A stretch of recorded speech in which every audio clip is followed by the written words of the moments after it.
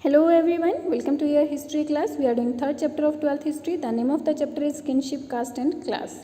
ये इस चैप्टर का सेकंड पार्ट है और इस पार्ट में हम सोशल डिफरेंसेस के बारे में डिस्कस करेंगे. सोशल डिफरेंसेस मीन्स उस टाइम पीरियड पर सोसाइटी में किस तरह के डिफरेंसेस थे, वो सभी चीज़ें डिस्कस करने वाले हैं. तो चलिए स्टार्ट करते हैं. आप जो है कास्ट टर्म से प्रोबेबली फेमिलियर होंगे. मीन्स कास्ट के बारे में आप सभी ने सुना होगा.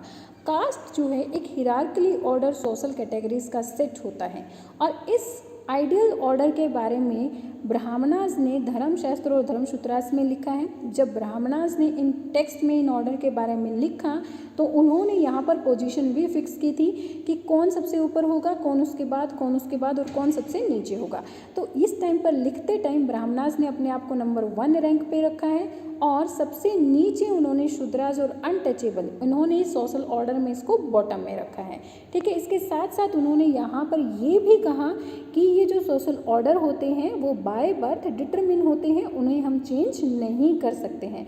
मीन्स पूरी की पूरी सोसाइटी को उन्होंने 4 वर्णास में डिवाइड कर दिया था.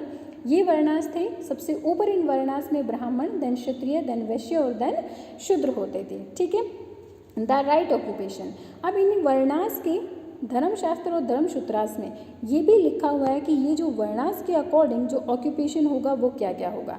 सबसे पहले ब्राह्मणास के बारे में अगर हम बात करें तो ब्राह्मणास का काम था वेदों को पढ़ना और पढ़ाना, सेक्रीफाइस यानी कि यज्ञ करना और करवाना, गिफ्ट लेना और देना, ये ब्राह्मणास के वर्क थे. क्षत्रिय के वर्क थे वॉरफेयर में एंगेज रहना यानी कि युद्ध करते रहना, लोगों का प्रोटेक्शन करना, उनके साथ जस्टिस करना, वेदों की स्टडी करना, सेक्रीफाइस परफॉर्म करवाना और गिफ्ट देना.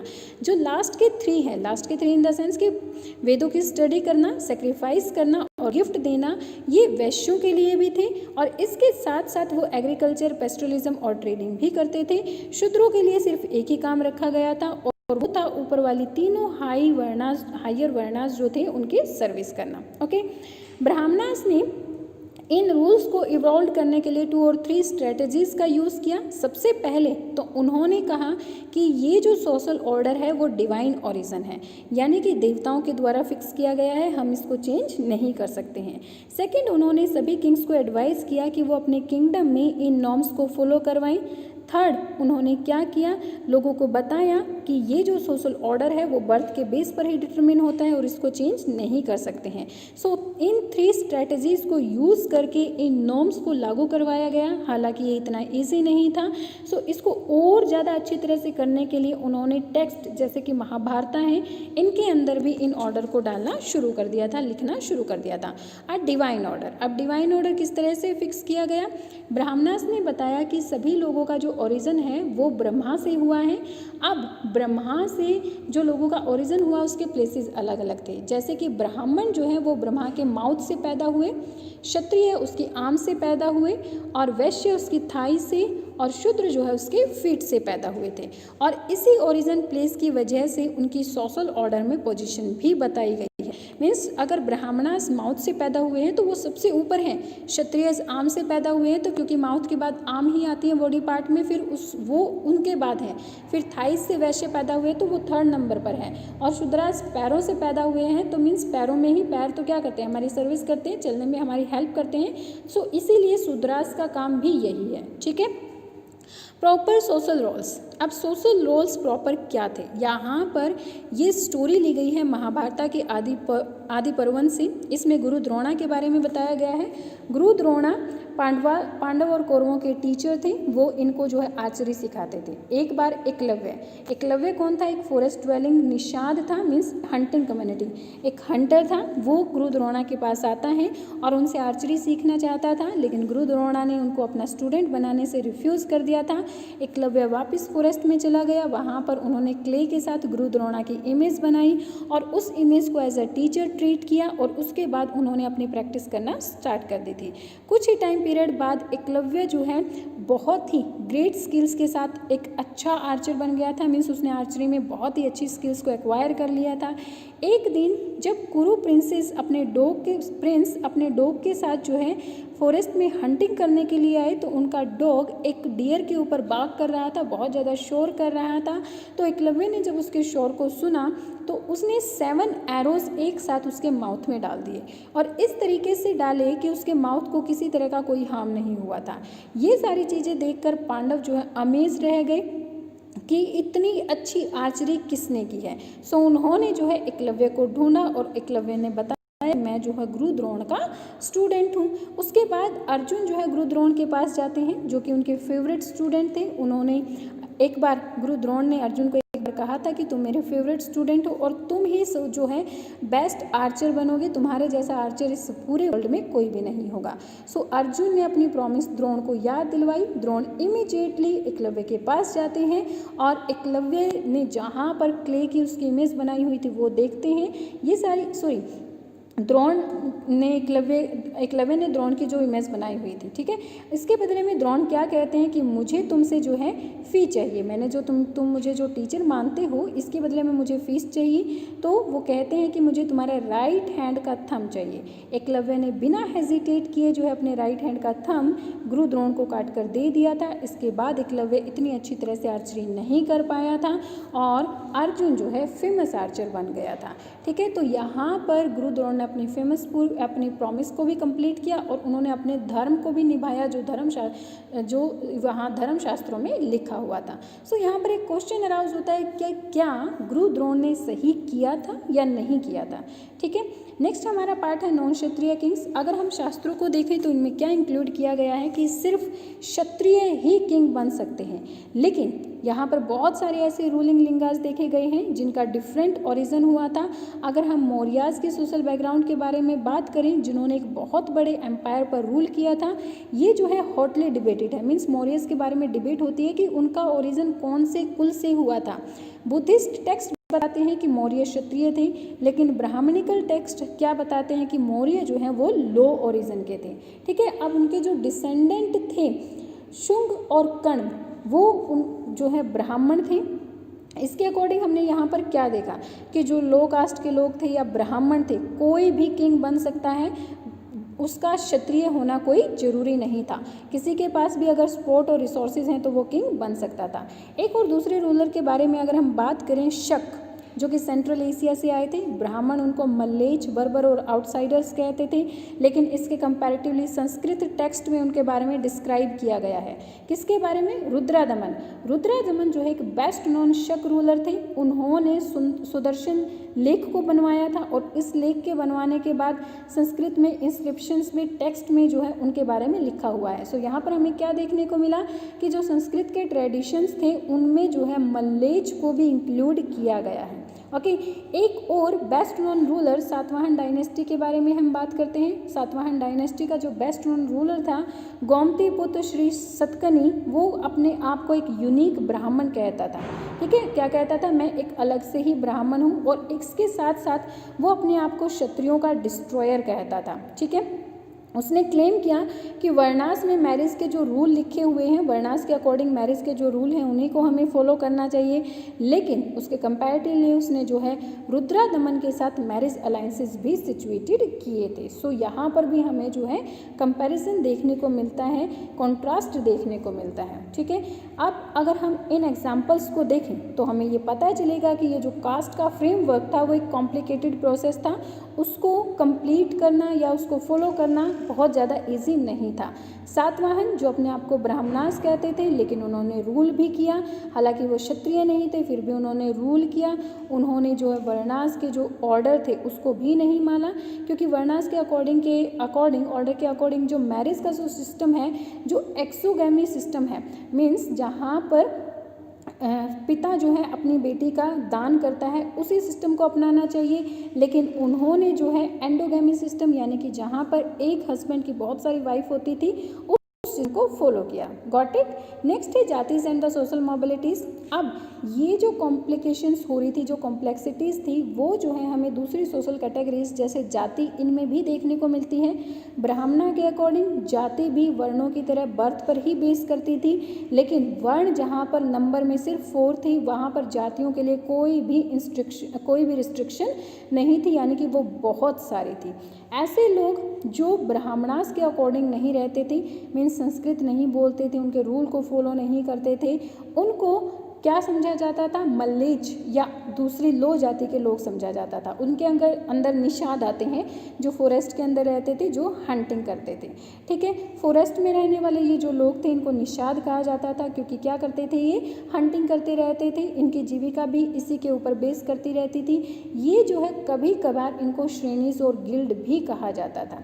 We seldom come across document that record historians of this groups. इन ग्रुप्स के बारे में, यानी कि जो ये श्रेणीज और गिल्ड्स थी, इनके बारे में हमें ज़्यादा डॉक्यूमेंट्स देखने को नहीं मिलते हैं, लेकिन हाँ एक्सेप्शंस भी थे। एक इंटरेस्टिंग इंस्क्रिप्शन के बारे में हम पढ़ते हैं, जो कि मध्य प्रदेश, जिसको उस टाइम पर मंदसौर कहा जाता था, मध्य प्रदेश में एक सिल्क वीवर्स का गिल्ड था, उनकी एक श्रेणी थी जो कि लाट, यानी कि जो गुजरात है आज के टाइम पीरियड पर, उसको लाट कहा जाता था, वहाँ पर रहा करते थे।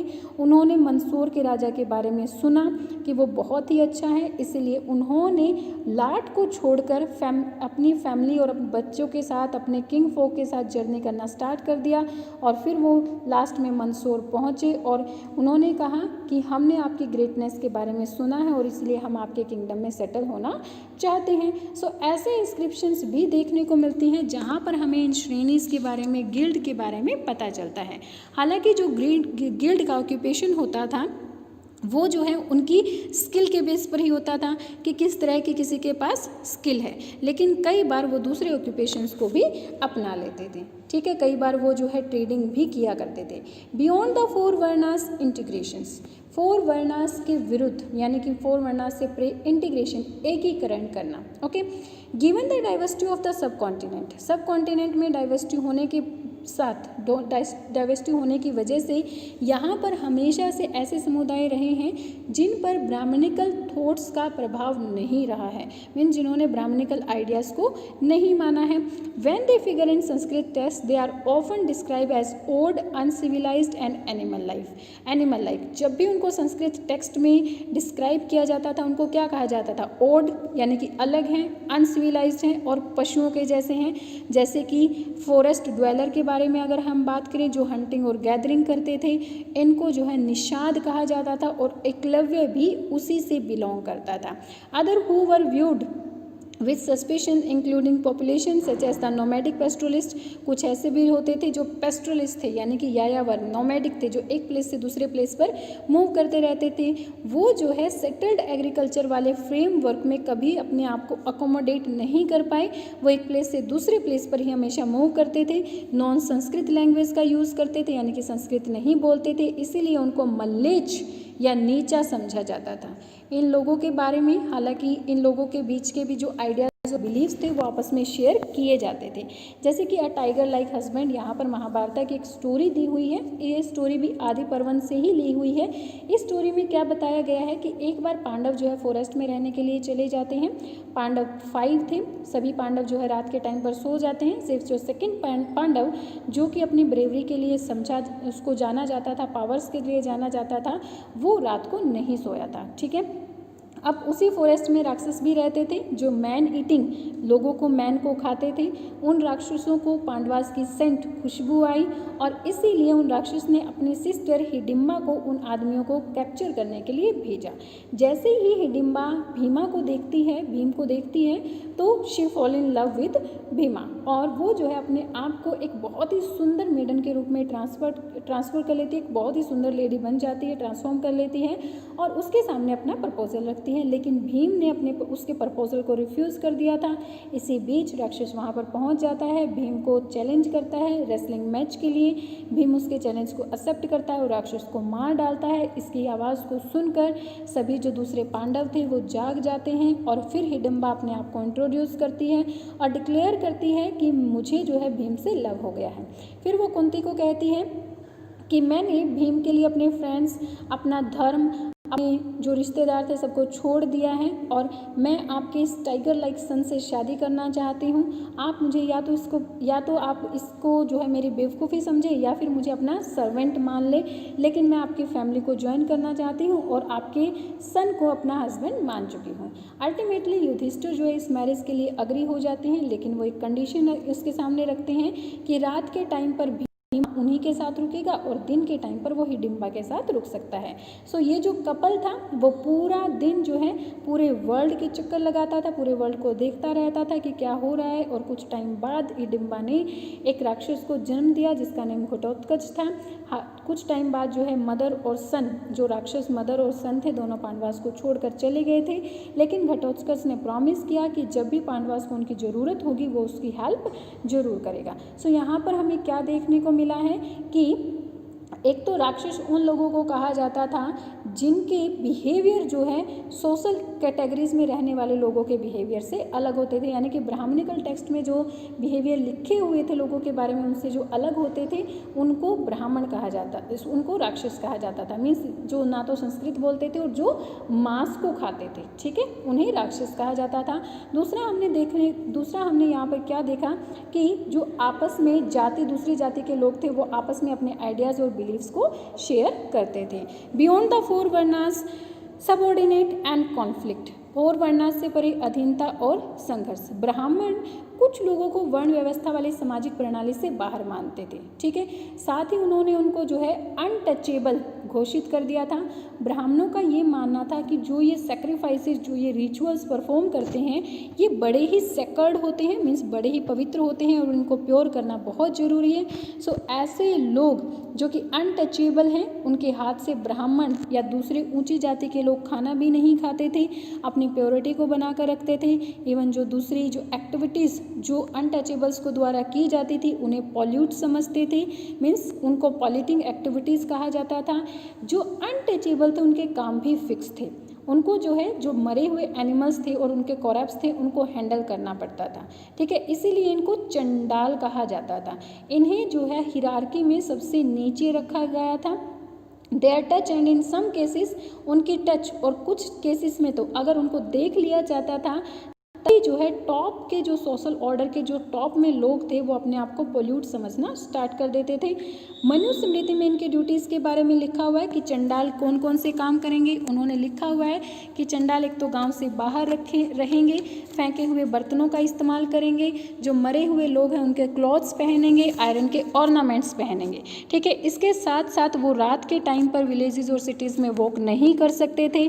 उसके साथ उन्हें जो है उनके रिश्तेदारों की जो मरी हुई जो बॉडीज़ थी या फिर ऐसे लोग जिनका कोई रिश्तेदार नहीं होते थे, रिलेटिव्स नहीं होता था, उनकी बॉडीज़ को डिस्पोज करना होता था, ठीक है।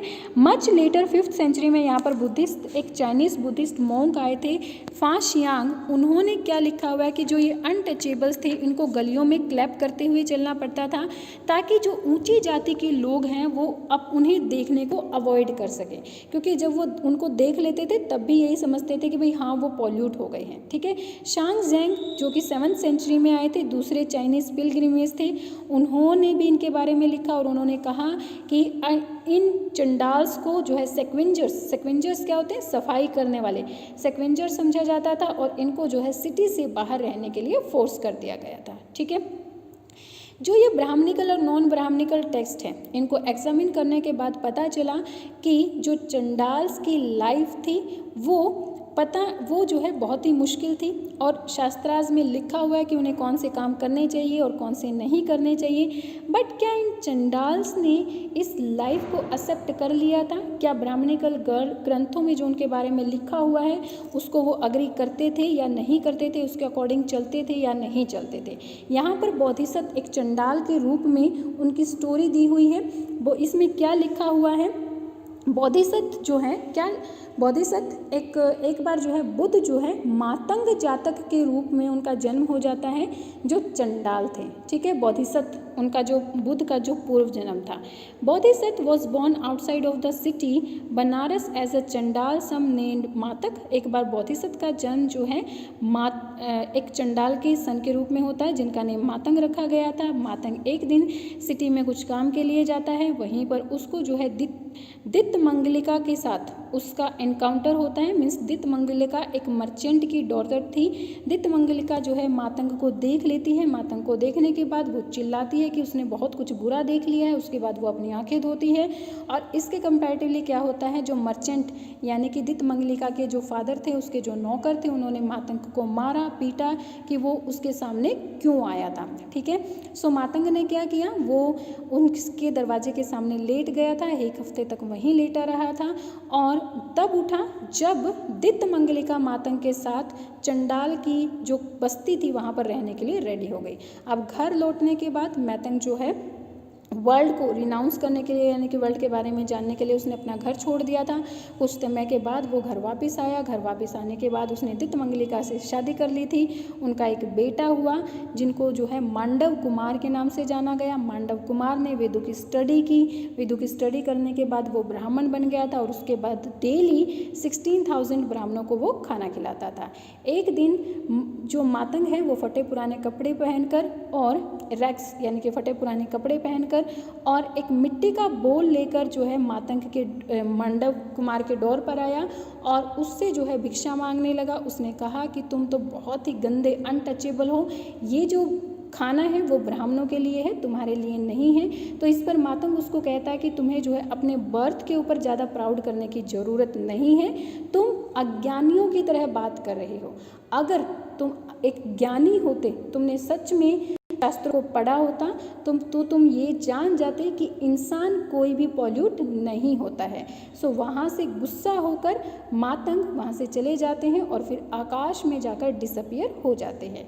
ओके, जब दितमंगलिका को इसके बारे में पता चला तो वो मातंग से माफ़ी मांगने के लिए गई और इसके बाद वो जो है मांडव के पास आ गई थी। ठीक है, सो इस तरह से इस स्टोरी से भी हमें पता चलता है कि जो चंडाल थे या सोसाइटी में दूसरे लोग थे वो एक दूसरे के साथ मिंगल होते रहते थे, अपने आइडियाज़ को अपने बिलीव्स को जो है शेयर करते रहते थे। ओके, सो आज हम यहीं तक करने वाले हैं। यहाँ तक आपको आई थिंक सभी चीज़ें क्लियर हो गई होंगी। Please tell me in comment section, like and share my videos and subscribe my channel for new update. Thank you, bye bye, keep learning.